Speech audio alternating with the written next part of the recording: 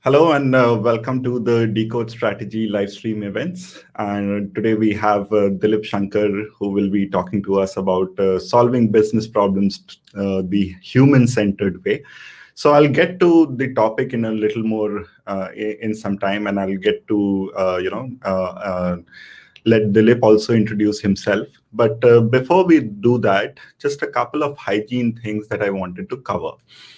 So my name is Rahul, and I'm the founder and the chief consultant of Decode Strategy Labs. Decode Strategy Labs has primarily three areas of work.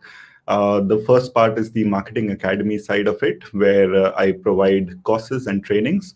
The second part is the awards consultancy, where I help people and organizations win credit or win awards for the efforts. So I help plan out that entire effort. And on the third side, I also am a marketing consultant. I work directly with a lot of clients in Singapore as well as outside, where I help them navigate the marketing challenges. So the one thing that I would strongly suggest to everyone is to check out the strategic marketing course, which I launched recently.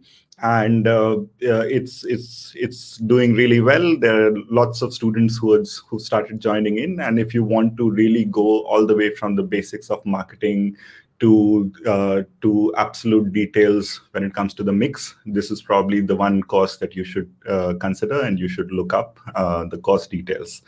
So check out. This is your chance to learn something good, and I've put in like 15 years of my experience into this one single course. And yeah, this will probably help you earn that seat on the marketing decision table. And if you're a senior marketer, probably this could be a relevant course for people in your team. There are a whole bunch of interesting events coming up, and I try to send out invites as much as I possibly can. But if I fail to do so, you should definitely follow our page and and sign up for these events. Even if you can't watch them live all the time, you can always watch the recordings on YouTube. So the next session, which is coming up, is the next weekend, or sorry, the weekend after next is Adri. Adri will log in from Bali, where they've moved the nation office for the last couple of months. Somewhere in the peak of the pandemic, they decided to move from Jakarta to Bali and work out of there. Followed by that, we have Professor Utpal Dholakia, who will be talking about pricing. He's a very well-known figure, and is probably one of the most renowned authorities around the world when it comes to pricing. He's written several books on the subject. He's given a lot of talks on it. He's published a lot of papers around it. So again, that's something which is a must attend.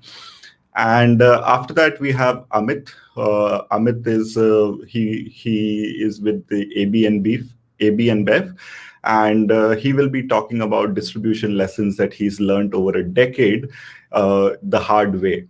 And he's probably the best champion that I know when it comes to distribution. And he's worked with small as well as the startups as well as big organizations, built distribution systems from all the way from scratch, and has done some phenomenal work, especially when it comes to Paperboat and the success story that Paperboat became in India. He was one of the people behind the scenes who was working hard to make that possible. So just a quick reminder, follow the Decode Strategy Labs page on LinkedIn, because I keep making all these announcements on the company page. So if you are following the company page, you will definitely get to know about the upcoming events. And if you have missed out on any of the previous events, or if at any point in time you've registered but you can't watch the event live, I would strongly suggest you go to my YouTube channel, which is called The Business of Marketing. The links to both these pages are there in the event description section. So Do check them out. There's a ton of good content on marketing, a lot of basic content on marketing, which is pretty essential. I have been making these videos for over a year now. So the least you could do is just subscribe to this page. So yeah, so it's also a good way for you to keep track of whatever is happening, because organic reach is not really as great as it used to be. So on that note, I shall move to today's topic, and we have Dilip with us, and I'll just pop Dilip onto the screen first. Hi. Hi, Rahul. Welcome. Thank you. So before I allow you to introduce yourself and center of gravity, and then move on to the topic, I just wanted to talk a little bit about Dilip myself. I had the great luck to be a part of the agency that worked very closely with Dilip, and which led to a massive campaign that we created for Kraft Heinz in Indonesia. It's probably one of the closest to my heart pieces of work that I have done over the years. And I have also seen Center of Gravity in action in India when they were working on the transformation of C8 brand. And although I did not know Dilip personally at that point in time, but I saw the quality of the work, and it's probably one of the best pieces of work that I have seen. So from there, what started as that association with Center of Gravity, recently in the last I think 2 years or so, Dilip has turned into a mentor for me personally. He really helped me out figure things a lot. I probably, one of the best experiences for me personally in Singapore is going for those long walks with Dilip, where we walk through, some of the parks and some other areas, and the conversations that we have. So there are like pearls of wisdom that he keeps dropping every time that opportunity arises. So probably I'm the one who is most excited about this event. And I'm sure a lot of you who know about Dilip or who worked with the Center of Gravity in the past would be equally excited. So on that tiny introduction of Dilip, over to you, Dilip, and maybe we start a little bit by you telling us a little bit about yourself and Center of Gravity, and the recent new development that y'all have been working on and just launched, and maybe we go from there. Okay, thank you so much, Rahul. Yeah, I met Rahul during one of these workshops we are doing in Indonesia, and this was for Kraft Heinz, and we were discussing about mothers. And that was the co-customer. And I remember we had this research presentation, etc. But we said that let's leave all that aside. And we sat in a circle, and we all started going back to our journeys of, about our mothers. What did that feel about it? Yeah. And that's when, you just drop your designations and from which part you come from, etc. You become human, right? And you're retailing that stories, and in the process you're also gaining tremendous insight rather than just seeing a research presentation. You're cross-fertilizing it with your own experience, and that's where the magic happened. Yeah. And I remember Rahul as this person with this infectious enthusiasm, and that's how I catch him, and then that becomes into a long relationship, because I'm based here and I keep meeting him. So thank you so much for that. Quick introduction about myself, and so I belong to a collective called Gravity. This is a coming together of 5 friends. So we all know each other now for more than 25 years. And so we all started in marketing, advertising, and market research, etc. Because this was a field, we all were really passionate about, because we had this opportunity to, bridge fields which may not have any connection, like business and business logic, and there is art and creativity and your interest and your passion. All of that you can actually bring it together, right? Yeah. But after practicing it for 2 to 3 years, we were so thoroughly polluted. At that point of time, we all were living in a small apartment in Bombay, and we decided to call quits. So all of us took break, and the deal was each one of us will support the other, and we took breaks anyway between 15 months to 24 months, and this is now mid 20s. Yeah. And that in many ways is the genesis of center of gravity. I mean, that break, while we didn't find our bliss, but it became clear what we didn't want to do, Yeah. and what we didn't want to do evolved over a period of time, and that's what we call solving business issues through a human-centered way. I mean, that's not how it started. A lot of Yeah. trials and experiments and clients that who supported us, that's how it's evolved. And we have worked with more than 150 plus clients across geographies, across categories, and there's something really powerful about it, the way it works. And Yeah. that's what I'll share with you. And as Rahul was saying, that see, we have always remained a small firm, and there have been a lot of people who wanted to come and intern with us, but we can't take more than 10 people at any point of time. So what we have done is that we have now distilled all these learnings of the last 15 years again into courses, like the way Rahul has done.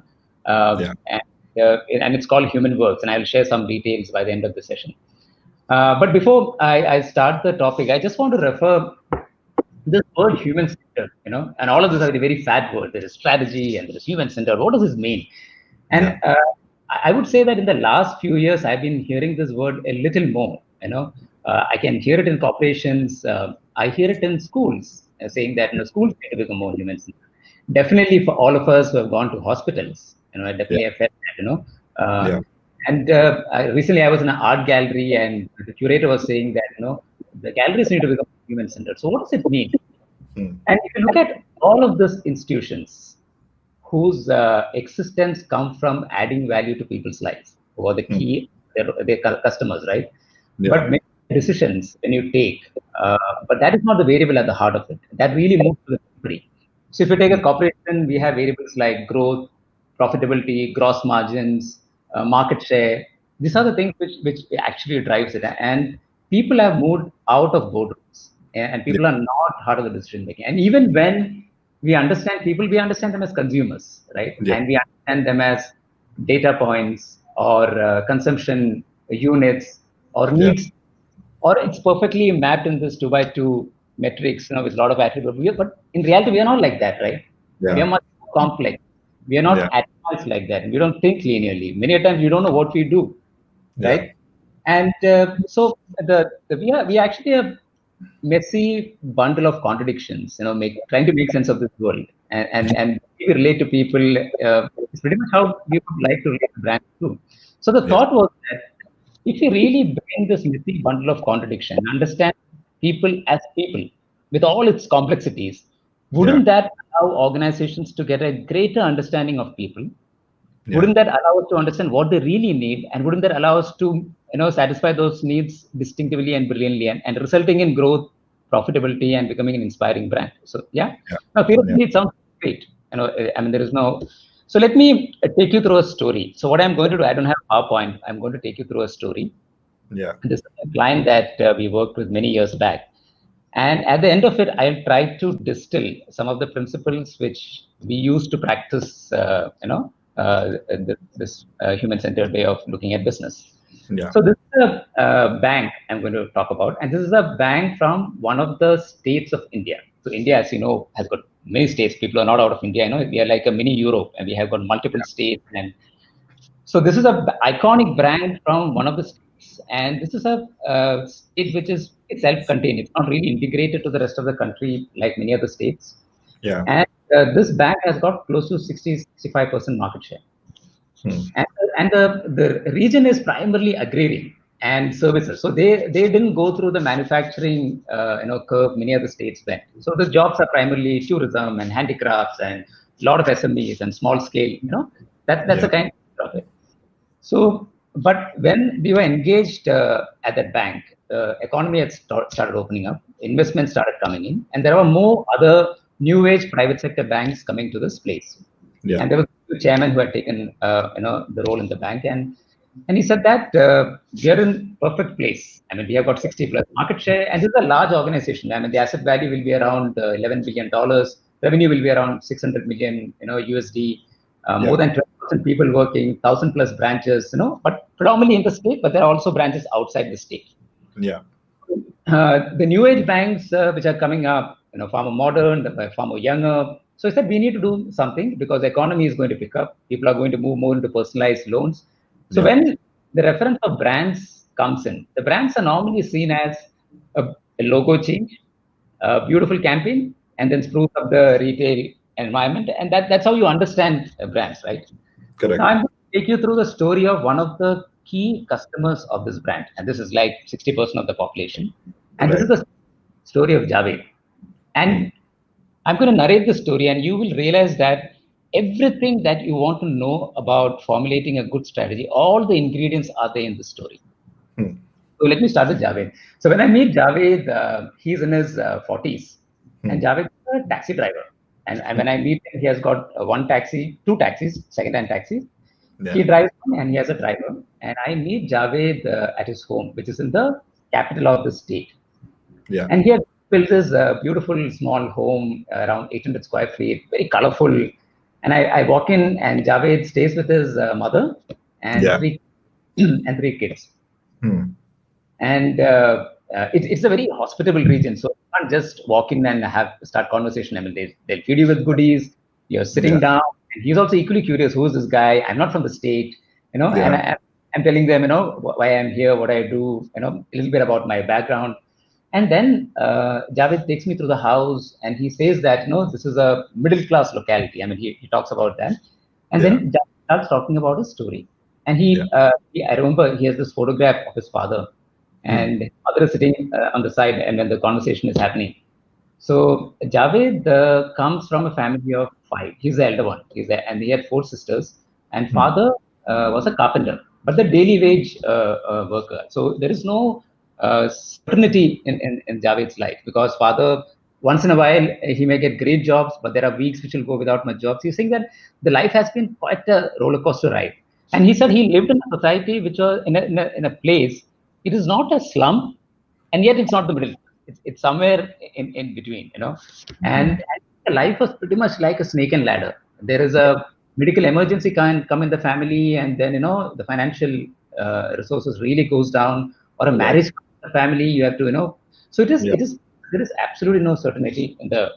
And the entire dream is how to move to the middle class localities. And he remembers saying that when I go out, my mother will correct my language. You have to sound like the boy from a decent neighborhood. She will comb his hair so that he looks a certain way. And we all experienced that. And his mother in the corner, she's listening to it, and there's a smile on her face. And so Javed, but he was very clear that he didn't want to take up the profession of his father. And he being the elder one, there's a lot of pressure in the family because he has to start earning, supporting his father. And he was not studies. So there is a lot of comparison with cousins. He's seen as a black sheep in the family. People say that you're not going to get anywhere. So he also figures out that this education is not going to get me somewhere. So he wants to start a business. And from one of his friends, Javed figures out that, maybe he can start a medical shop.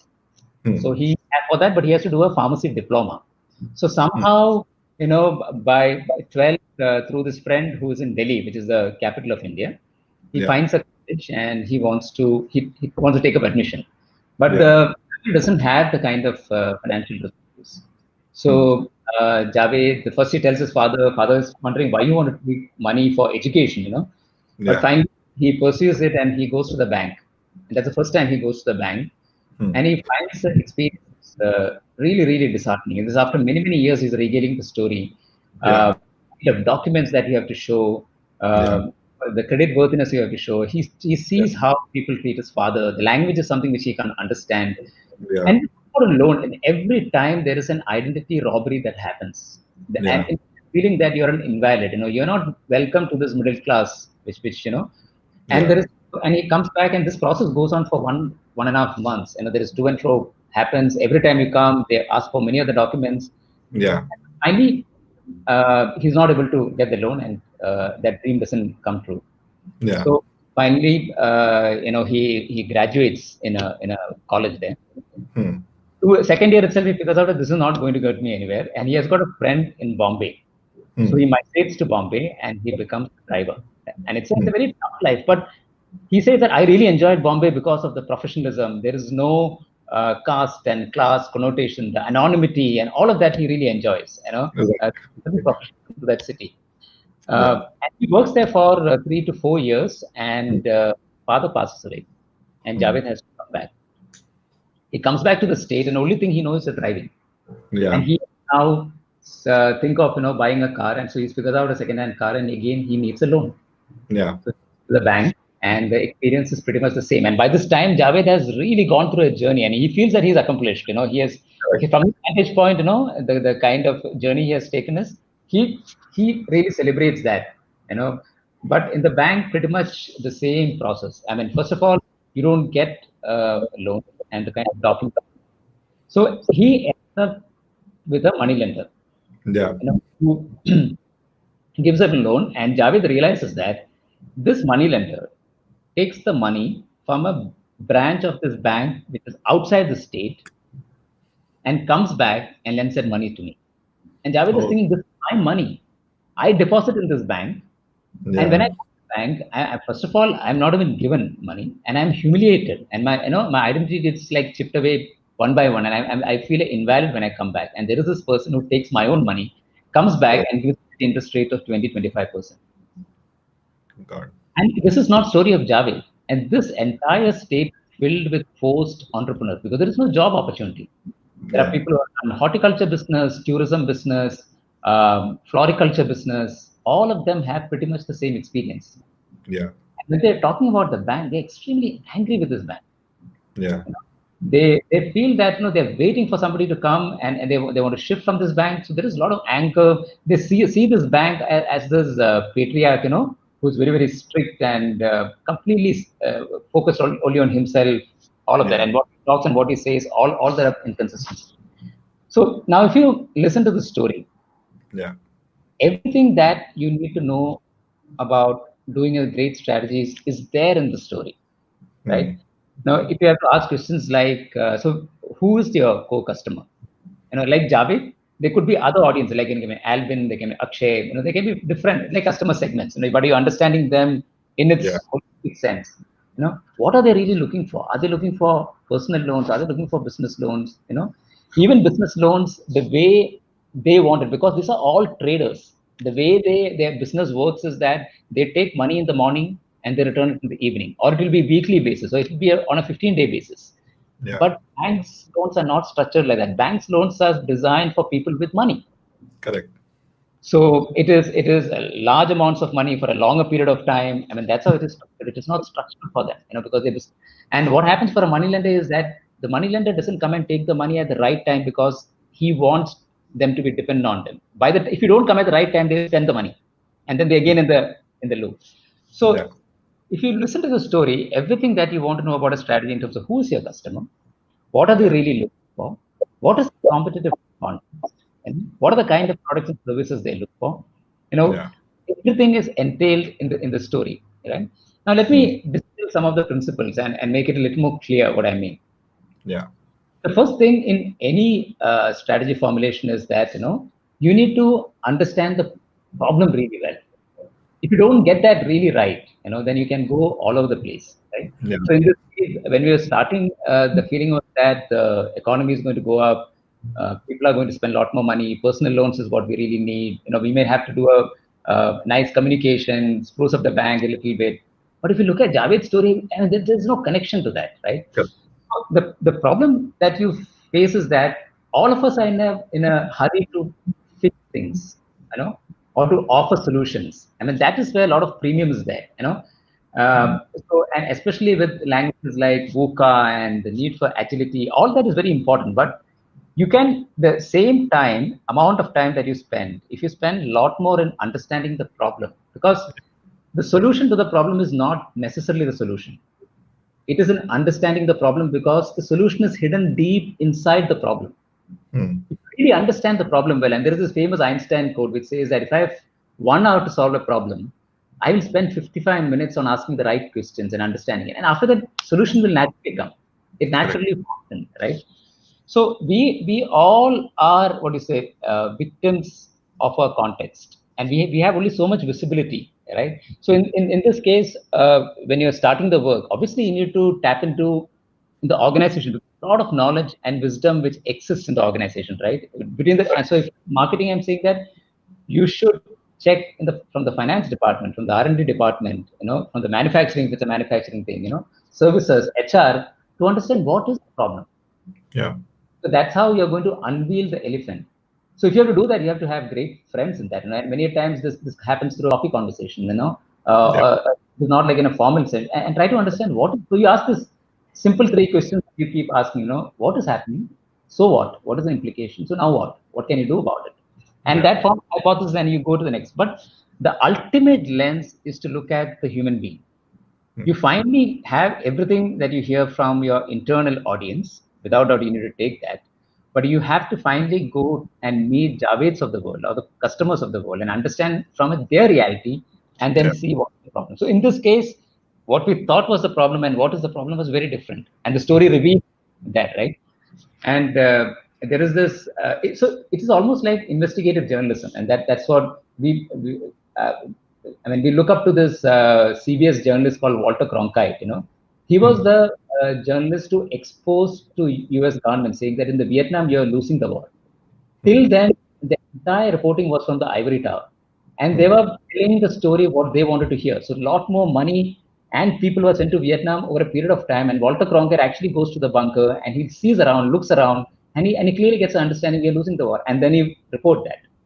Right. So first part is to really understand the problem and understand it from the customer's perspective, right? Like Javed's story. Yeah. So the Javed story reveals the problem. The second is that empathizing with your customers. Now, we all do research. Yeah, I'm not talking about that, right? And empathy may be a strong word, for a commercial organization. You may say, can you really do that? Yeah. And what I mean by empathy is that you go with a lack of judgment. You don't have preconceived notion of who this person is. And it starts off with a language that you use for your customers. So in this institution, Javeds of the world were seen as underdogs, becharas, poor. So there is a patronizing kind of an attitude. But if you look at Javed's life, Javed is a hero. The kind of finance and regulation, Javed has gone through. The people who come from a middle class society, people like us, we have the ecosystem of family, education, financial support. By the time Javed is like 25, he has gone through all of that. You want a class of students, you go to Javed. So first of all, it's a language that you use for the customers that brings, The second is having conversations with people. So who are the people who will come to a focus group? Yeah. I mean, that's so artificial, right? You have to walk into an environment which they are comfortable with, which is their homes or whichever place they're in, their neighborhoods, with the kind of people they know, right? Yeah. So and often the way research is conducted is that we feel that we can throw these discrete packets of questions to them and they can immediately answer under the assumption they know what they have done. Many times you don't know what they have done, right? Yeah. I mean, so what happens in a conversation is that you have to allow them to unveil themselves. They are unveiling to themselves when the conversation is happening. Parallel, it's happening to you, right? It's like a lab. So it is this moment, like sometimes when you travel to new places where you become strangers to your orderly self, right?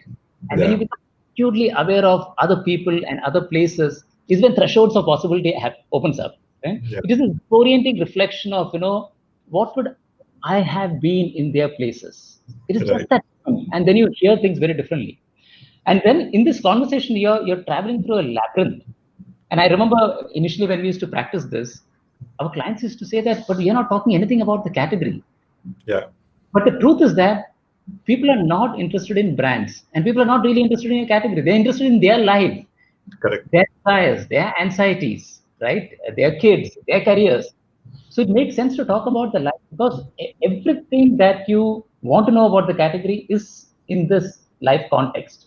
Yeah. So over a period of time, we started talking to people about their life and going through that labyrinth of a messy process, when they're unwilling to.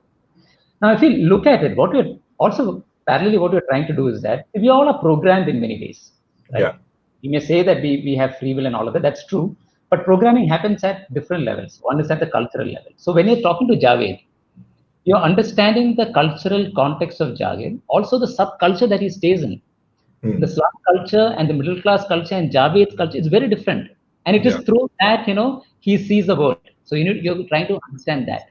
Second is that your first 7 years of your life is where you get programmed by your parents, the child, everything that happens during that time, Yeah. and you have to understand, what was the home like, what was the anxieties like, what were the desires like, and then you look at Javed's life, the feel that he was seen as a nobody, and finally he wants to show the world that I have arrived, and that you'll see in everything that he does. Yeah. It is not just in in his house, in the way, the kind of dress that he wears, everything that that motivation will come alive. Yeah. So you're trying to understand all of this, and then you're trying to see, okay, now what is the connection of this with my category? Hmm. Yeah, and these are all forced entrepreneurs. And for the category, there is a source category. That means the kind of business he does. So the Yeah. taxi business versus an apple orchard business, and within that business context is where you see your product. So if you just focus only on your product, you're going to miss the source category. You're going to miss the entire cultural nuances that he goes through, and you just Right. get just one packet of information, which you can't do much. That's a logic and truth. What he's saying is absolutely right, but what do you do with that? So that is the point of how do you empathize with the customers? And I feel that historians do that very well. They may not tell a great story, but the way they collect information about the person's context, how do they take decisions, what are the personal life context, what is the socio-political context, the economic context, and they bring all that alive. So when you read the book, in a Yeah. sense, you're traveling with them. So that's what we need to do. Now, so first thing is to understand the problem well, and that has to be done from a customer's view, and that is like empathizing with the customer and doing the conversation in a certain way. And you're not going there to find solution. You're going there to understand, because solution is something will come out. You have a lot of smart people in the organization. Once they see it, they will know what to do. So Yeah. that is the perspective which you're going. Now, once this happens, and the most, I would say, the complex and the critical part of this work is to form this narrative, which I just talked about. And you will find multiple narratives. So I'm not talking about now SECA 35 to 45 with this kind of a need state. I'm talking about Javed. So when I talk about Javed, from the Yeah. chairman of the bank to the frontliner who's sitting in the bank, understands this person in its totality, right? So how do you build this narrative? This is the most important thing. And why the narrative really works is that first it gives you a context. Why Javed behaves in a certain way, right? Yeah. Second is that it is relative. That means when Javed's life context change, any customer's life context change, the way he interacts with the category can really change, right? Yeah. So if Javed, when he compares this bank with a competition bank, he's saying there is no much of difference. The other bank is also pretty much the same. Yeah. But when you compare this with other services, and Javed was saying that when a customer comes to me, I treat him like a king. Isn't I'm a customer of a bank? That's how they have to treat me, right? That's how I get my business in his own commonsensical way. And he's Yeah. compared your bank with that. Unless you understand this context, you don't know where it comes from. So that's the Yeah. power of the narrative. And so it is a difference between a surgeon taking a blood report and many Yeah. other reports and then trying to treat. At the best, at the worst, he may see the symptoms. At best, he may treat the disease. But Yeah. the family doctor is treating the person. Because if you treat the person, the other two gets taken care of anyway. So that's the Yeah. difference. So what happens in the narrative is that I remember when we were doing this workshop. So this is what I was talking about, how what we did with Rahul. Yeah. In the Craft Times workshop, we were sitting. So we had all this data, and one thing is that see, research and strategy are not two separate. It is so integrated. You're going to Javed's house and you're meeting 20, 30, 40 of Javed's or different kinds of customers. And with every conversation, you're improving your hypothesis. Yeah. So happening is that it is happening parallelly, and we force our clients to come with us because it can't get captured in a PowerPoint. Yeah. Or get the conversation just captured in a video. You just play it to them and you just sit around and listen to them, like how we used to listen to tribal stories, and then Correct. reflect back that what is happening, where is it coming from, what are we doing right, what are we doing wrong. That those Yeah. conversations. Yeah. Similarly, when we were presenting Javed's story, the chairman and the entire leadership team was sitting and they were reflecting. And the reflection was that when they got jobs in this bank, they were the most privileged people of that state because they know the job in the state. Hmm. And some of their memorable moments were that when they helped people like Javed. When Right. they said that, thank you, my daughter has got an admission in some other state, and thank you that I just invested in this business, and they felt that this is why we are here. We are here to help people of Javed kind of people. But what happens is that in the hurry of growth and profitability and all of that, you just forget all of this. It's Correct. natural. I'm not saying that no, they're villains. They're victims of a certain context because we don't see the connections. So at this point of time, what the bank was doing is that 50 to 60% of the money they were lending it to corporates outside the state, because it's very easy to lend to a corporate outside. You go and wine and dine, you Yeah. can give thousands of dollars in one go, but you don't Right. have differentiation. You are like a commoditized player there. You will get like Right. 5 to 6% in interest. I mean, to the other parts of the world, that's still very high, but in India, it's a low interest rate, 5 to 6%. Right. And when they're sitting in and discussing, they felt that this is what, and not only that you want to serve people like David, but your Yeah. business opportunity also lies there. Yeah. Because you can now lend back to the state. It's a lot of work because the same money you have to catch 50,000 people because it'll be smaller loans, Yeah. but you can charge anywhere between 15 to 19% interest rate because the money lender is giving at 25% interest rate. So Yeah. not only that, you're going to help people like Javed, but your business opportunities like that. And that is where they came by saying that this is what we want, and this is what purpose means. So it is Yeah. not word crafting and having these beautiful words. You're sitting together, and there is a realization which comes within the people because we all are humans, and they Yeah. see. And now the biggest thing happens is that everybody gets aligned. And I Yeah. remember a CEO telling us saying that what value that you guys bring is that you guys bring alignment. We don't want 100% strategy because there is nothing like 100% strategy. But if you bring me 100% alignment with a 60% strategy, that's fine. Once Yeah. people are aligned, they know what to do. They will Yeah. go ahead, refine it, and they'll keep doing it. So in the alignment, what happens is that everyone now knows that my core customer is Javed, and this is Yeah. what Javed looks for. Now, once that happens, now you have to make trade-offs because strategy is about saying that what are the things that I won't do. Yeah. And many people feel that that the sacrifice is almost saying letting go of growth. But once you have a very clear vision, in terms of or your purpose, then you know what exactly. So the first trade-off they take is that we are going to move the lending from outside the state to inside the state. The first trade-off. We're not going to over a period of time. And Yeah.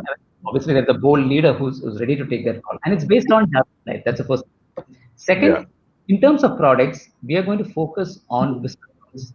So the competition who are not from the state, who have just come, they will be great in personal loans, right? Right.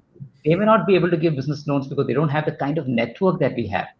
And Hmm. in business loans, we are going to give customized loans according to the business of these people. That means weekly loans, monthly Hmm. loans, quarterly Hmm. loans, because that's what they need. Can we do that? And we will Right. customize it for that. So they identified 5 sectors like horticulture, tourism, floriculture, SMEs. That's what we are Right. going to do. So that's the second trade-off. The third trade-off is saying that if I have to ensure that Javed gets good service, what do I do?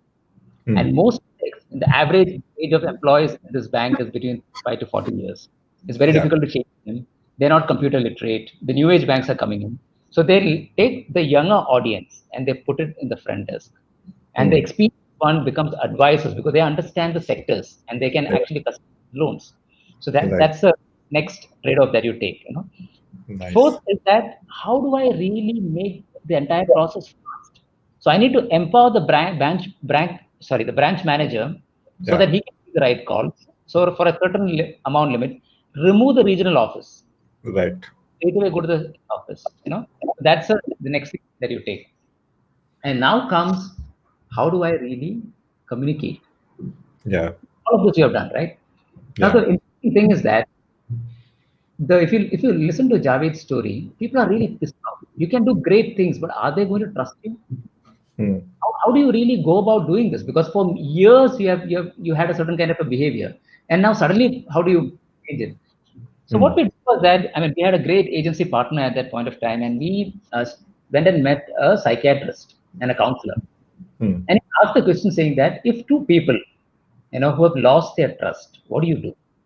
Hmm. So he said that the first thing, and primarily he took examples of couples, and he's saying that the first thing is that you need to have a non-judgmental listening. Hmm. Just listen what the other person is saying, Hmm. but that by itself is not going to create trust. You have to do that for some time. And then you start acting based on that. You do one, two things, then the person will feel that you have listened to me. And then at the final stage where you say that I am with you, and be that partner who will support you in everything and anything that you does. Right. But the common tendency of the communication is to go to the last stage, is to say that I am here, like how we experienced during COVID. Our realities were so different, but what the communication was doing was something else, right? Yeah. They came out with a campaign saying that I am listening. Mm. And the chairman of the bank, I mean, because of the customer group, it was primarily through radios where people speak to the chairman. Even at the bank branches, you could anonymously put what are the issues that he faced. They were in the bank in the mohallas or in the street corners. The branch man, along with the chairman, will actually listen to people. And there was a campaign by saying that I am listening. Almost telling that please help me. I've done all of this and I'm sorry about it. And it's a powerful thing for a bank to do that. And after that, I understand what you do was the second phase of the campaign. And they came out with customized loan by saying that Javed's second-hand car loan or Noor Bibi's bake loan or those kind of that is. And finally came the stage where they said that a very motherhood kind of a communication, but saying that we are with you. But it started getting distilled as actions on the ground. So, for instance, let's say apart from loan, my daughter is now going to Delhi or Bombay. The branch manager in Delhi and Bombay actually will coordinate with the colleges there and give me the information. So you're like part of the community, which some banks can't do because they're not and they can't do that. Yeah. So if you really look at this entire story that I talked about, and every decision they took is based on the stories. Yeah. And that is what you mean by saying that human-centered strategy. You're bringing the human being in all its messiness, understanding the labyrinth of context, and then aligning everything that you do, for this person better.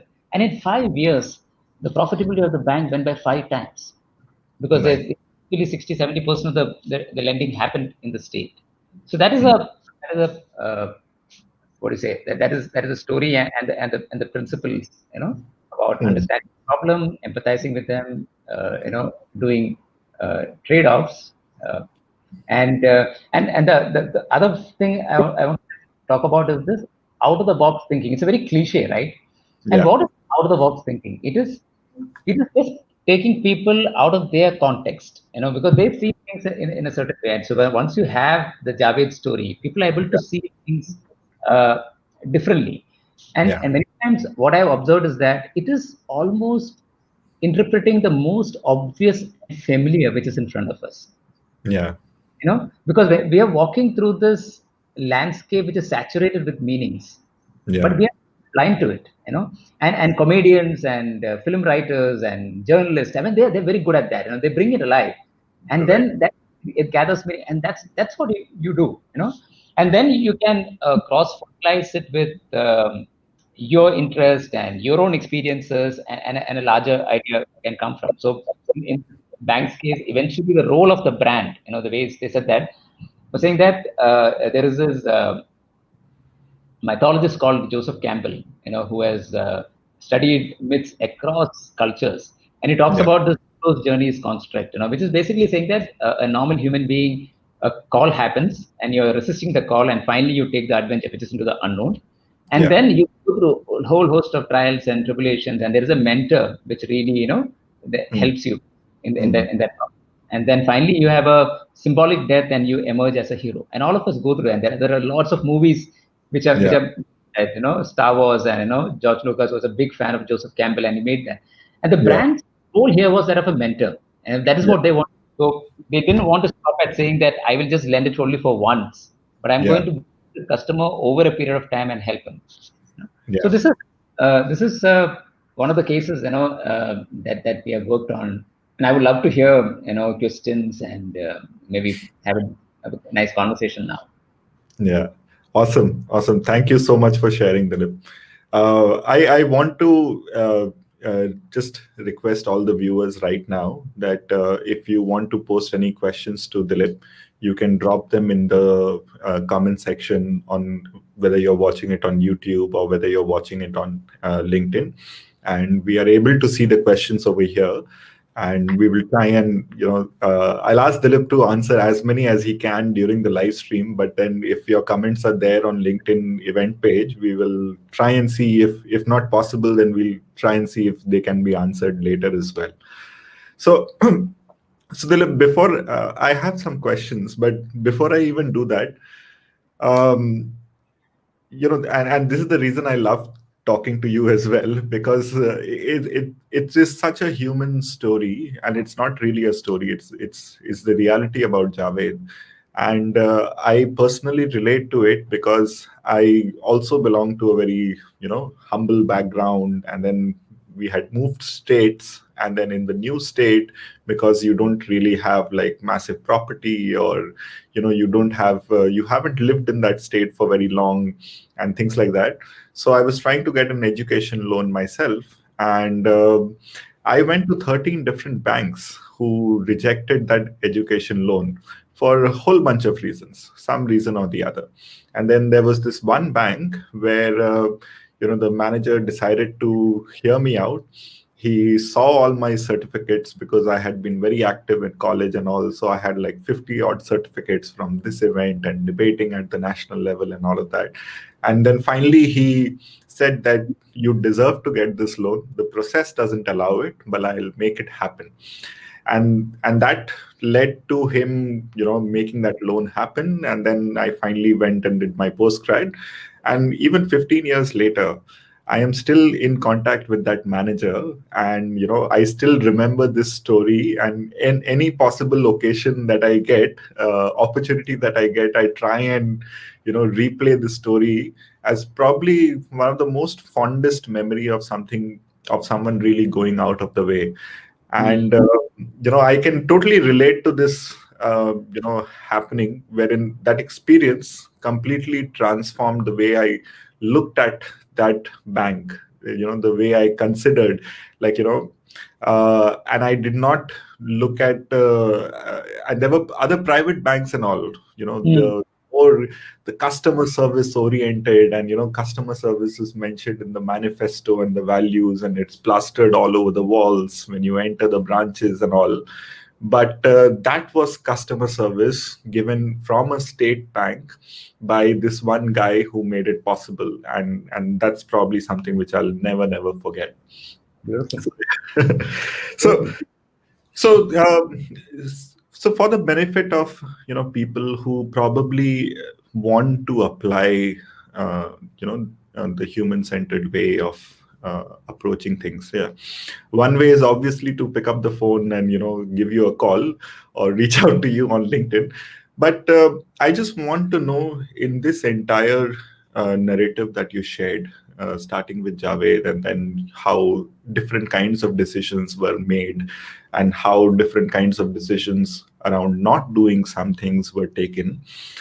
What was the entire process like? Like, if you were to describe it in, say, steps, like, was there a workshop? Was there a consumer research? And I think someone has already posted a question, which I think will be relevant while you're elaborating. The question is that would love to know how your team zeroed in on Javed, among others, to approach and learn from. So I just want to know what the entire process was from start to finish, which finally led to the output the way it came.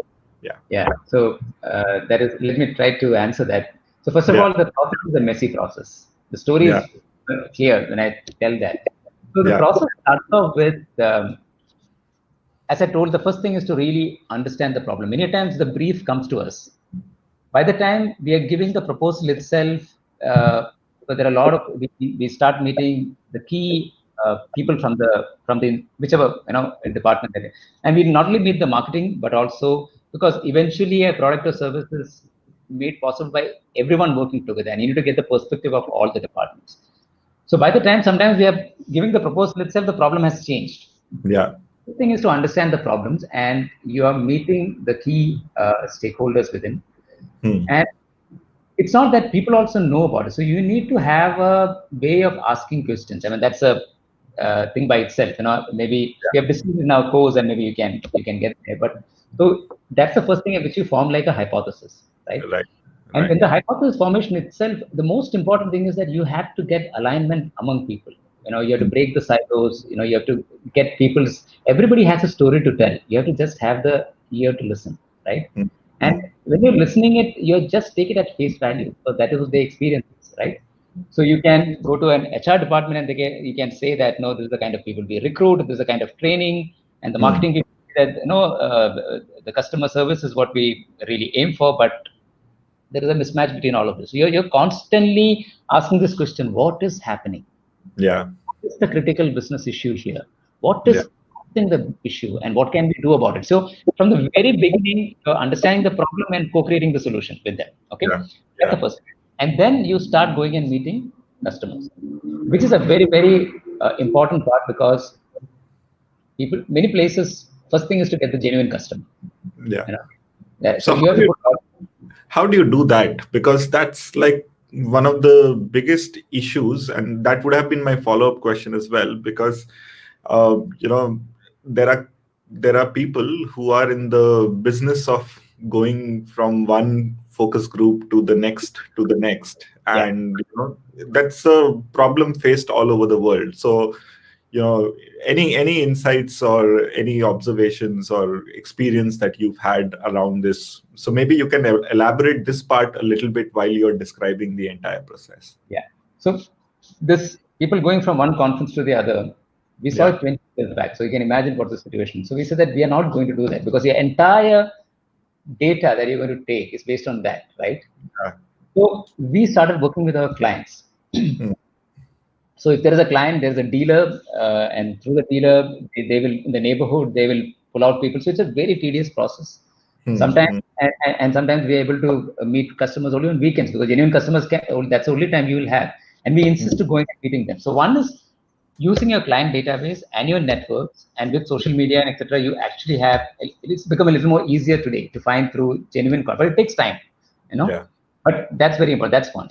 Second is that there are, over a period of time, we cultivated one or two people which we believe can do this work properly, right? So initially when we worked with them, we had people to go and do back checks. Go to their home, figure out, So for instance, if I'm doing the bank story which I talked about, we want to see the EMI slip, we want to see their Aadhaar card or PAN card or whatever it is, and then you have to do a lot of back checks to do that, right? Right. So, and then I remember when we had this couple of people who are working with us, they said, I don't have any incentive. Even if you give 5 times more money, because of turnaround time, I'll make more money there. And you have to appeal to his professional ethics. Yeah. What are you doing? And finally he started enjoying working with us. So it is still a problem which is not solved. Okay. Yeah. We go through a lot of pain in this process, but it is worth it. That's where the value comes in, because you have to get the right kind of customer. So that's the second part of it. Yeah. But when the conversation is happening, you have to get your clients. And I remember taking clients. Sometimes a client initially, when he used to do that, they think that, what are you? You're just talking about life, and there is no category story at all in this. Because the first thing is to say that, what is my category? What is the purchase process? What is the premium they pay? What is my brand personality? People are not interested in that. So you have to train people, and over a period of time, they find value in it. But you don't do the entire research in one go. You take it. You meet, let's say, 10 people. You come back. You sit together. Because you have country formula, and you're doing this along with your client. Not only your marketing department, but the key stakeholders that you met from the very beginning. They can be people from the finance department, HR department, everybody is sitting together. Your agency partners, bring them from the very beginning, not towards the end. Because these are all bright people. What is your role? You're just showing them what is happening. And the solution then we will co-create. Okay. So biggest thing is getting alignment, getting co-creation. You're just a catalyst. And that's when work becomes powerful. Nobody wants to be told what they want to do, the power is when they arrive at their own solution. So this process, there can be 2 or 3 interventions like this. And if clients are not able to come, what we do is that we also show the videos that we have taken. As I told you, we just play only that. There is no PowerPoint, nothing. And you're sitting, you're listening to it, you're cross-fertilizing with what you're seeing, and you're having those conversations. And at the end of the conversation is where finally it comes. So we do a couple of workshopping like that. And that's where the entire story starts getting distinct. Now, the question that you asked was, how do you pinpoint Javed? So that doesn't happen like that. What happens is that obviously you need to have a very good understanding of the business of the organization. You need to get a good sense of their data. You need to analyze all of that and get a sense of currently who's their core customers, where is the business, etc. And then you go out, because based on that and based on the problem, you compose the sample in a certain way. I want to meet people from this life stage, maybe from this kind of profession, from this kind of an economics of class, all of that. And when you're meeting them one after the other over a period of time, something starts getting repeating. As I told that we all have, if I come from a certain kind of a background, like my parents' generation, I would say 60% of the people were pretty much from the same. They all worked in the same factories and companies for this long period of time. Entire saving and education. You meet my father's generation, they all will sound very, very similar, because the underpinning is very. So you start hearing the stories repeated, David's story, and then you're capturing it in one archetype, so that it sits in your head. So there is, you meet a horticulturist, a floriculturist, some other people, but the story is repeating the same things, and you're trying to understand, oh, this is the problem, this is the need, this is the issue, this is the competition, and that is where you come together. And in the workshopping is where the client also sits and says that, okay, you have shown me Javed, you have shown me an Akshay, you have shown me an Albin, I understand the numbers, I understand the needs, and then I have to take a call saying that who is my core customer? Right. And then I say, looks like Javed is the one. It aligns with my vision. It aligns with my business opportunity. I can do something distinct from the competition, and that's where my growth and profitability lies. I do that. Yeah. So that's broadly it. And then this entire thing is the profound understanding that we had in our journey is that more you become silent. And you become a catalyst is when it becomes powerful. When people own it, when they come with their own solution, and when they align, that is like beautiful, And like when we started our practice, there were days when we felt something changed in us.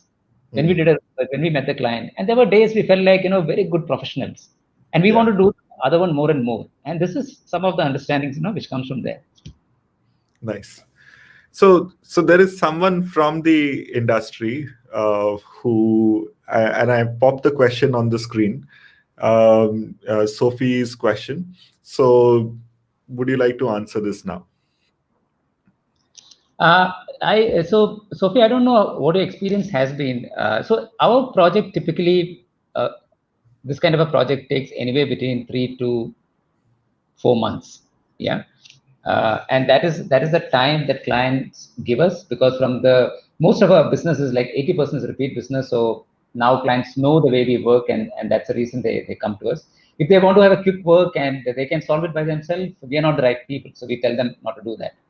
So first thing is to get the way you do things aligned with the leadership. That's the most important. Once the leadership is aligned, because normally it comes from CEO or the marketing head, it comes from a very, very senior position, the brief itself.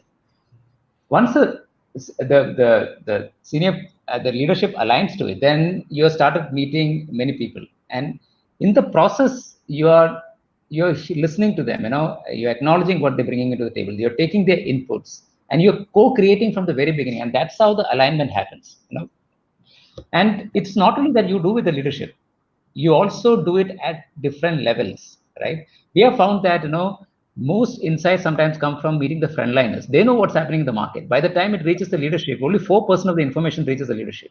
Yeah. So what happens is that so you have the key constituent. They can be key departments. Like, for instance, in the bank's case, HR was a very important stakeholder. Because the services, etc., you need to change. Communication can do only so much. In a services economy, marketing and HR needs to work very, very closely. So that's where the brand is about frontliners and how they really come across, like Rahul's bank manager, right? Yeah. So you have to design the work in a way that you have representation from the key departments, you have representation from the key hierarchies, and then co-create with them all the way, till the end. And that handholding needs to happen. And what happens is that even after the project, we are there for a few moments, but we move out. But if the alignment is there, they will continue and they'll do great work. Otherwise, we had experience. We believe that we gave brilliant strategy, satisfied with ego, nothing happened. There's a great presentation and you leave. So you take care of that in the process. I hope I Awesome. answered that. Okay, we'll take one last question and then maybe some parting thoughts after that. So I don't agree that this is a new way of thinking because I've seen you doing this for a very long time. But yes, how open are clients to this kind of thinking? Yeah. So see, it's not only clients. If you have to convert anything, you have to appeal to the self-interest of people. And what is the self-interest of clients? I need growth. I need profitability. I need to be distinct and different, right? And you're saying that this is the way to do it, and you're showing that. So this is not a. So when you started, people saying this is like nice things, Javed story, and what do we do with it? But you consistently show that your business and your profitability is so linked to it. you know when you're aligned internally what you want to do from your purpose, making the co-customer, making the trade-offs, and then aligning the entire marketing mix, you start seeing results. Yeah. And that's the reason why 80% of our business is repeat business. They keep coming back to us. So you have to appeal to that, and you have to start showcasing that they will. And like the way trade-offs happen, you have to choose your clients, and you start Yeah. from there. Awesome. So just one last thing I wanted to pop on the screen. So Naveen is your one of your partners. He's left a nice comment, which I think since he cannot join the live stream and elaborate, if you want to elaborate on this, that would be great. Okay, the question, yeah. So what I think Naveen is trying to say is that it is one person taking that call. In your case, Rahul, right? But Yeah. imagine if the bank itself had that philosophy. People see it really works not when there is a process and people are told to do it. It Yeah. is when that branch manager knows that when he goes back home that day, he feels really good about it. Yeah. You know, and then he knows that if I do that, I'll actually get more customers. Rahul is going to bring me more customers. Yeah. And I can, maybe he has been rejected by so many people. Even if I charge 1 or 2% interest more, Rahul won't have a problem. I treat him with respect. I treat him with care. He's ready to give that money. Money is not the issue. Yeah. He understands all of that at a very intuitive human level. The moment you get into process and metrics and those kind of things, yeah, then you lose that humanity. Okay, so I was happy to oblige the overshooting the time because it's you. So, I but I think we are pushing everyone too far now. We are already 3 minutes above time. Yeah, So, yeah. any parting thoughts and things you want to share about human works and Yeah, so human works is something which we have distilled this into courses. So what I just took you through, which is the heart of our work, there is a masterclass that we are running. So that is something, if you want, you can check that out. But there are other dimensions to this work, like listening, storytelling. There are multiple courses that we are offering. So that's something you can check out. There is a list of 10 books if you're interested in this practice. That's a link I just shared that. yeah, You can potentially download that if you're interested in the subject. And about the course, I'm doing a Zoom link tomorrow. So if anyone wants to join and get a sense of what this course about, please do that. And please check out Rahul's course. I know Rahul's enthusiasm. I've not seen Rahul's course, but by whatever I know about him, I'm sure it will be a brilliant work. So please check out that also. So whichever interests you. yeah, I have shared the links in the comment section. yeah. I just popped it on the screen because Naveen has also posted the link. But Okay.